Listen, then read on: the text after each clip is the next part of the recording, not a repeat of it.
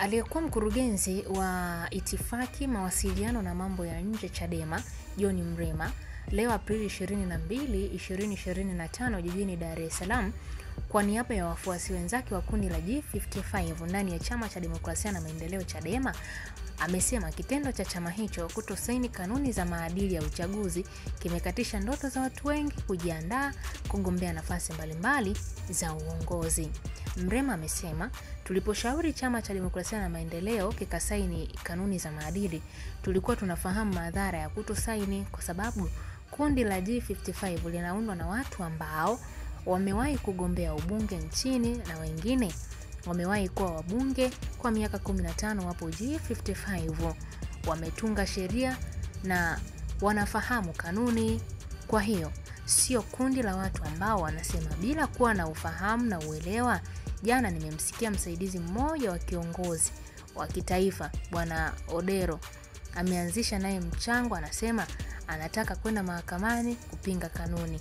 Mwanasheria mkuu wa chama alipoulizwa mtaenda mahakamani, hakujibu hilo swali kwa sababu anajua kwenda mahakamani ni baada ya uchaguzi. Wameua ndoto na sasa wanajaribu kutafuta namna ya kujirejesha kwenye misingi. Ni hatari kweli kweli. Mimi ni Irene Nziku na hii ni Ambwene Media. Tuliposhauri chama kikasaini, tulikuwa tunafahamu madhara ya kutokusaini. Kwa sababu kundi la G55 linaundwa na watu ambao wamewahi kugombea ubunge katika nchi hii na wengine wamewahi kuwa wabunge kwa miaka 15.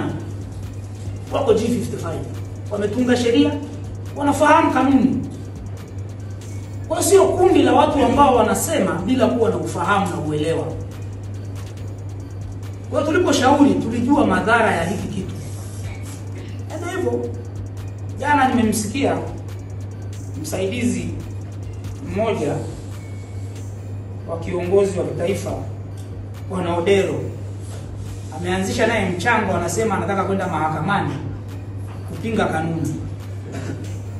Mwanasheria mkuu wa chama alipoulizwa mtaenda mahakamani, hakujibu hilo swali kwa sababu anajua kwenda mahakamani ni baada ya uchaguzi. Wameua ndoto na sasa wanajaribu kutafuta namna ya kujirejesha kwenye misingi.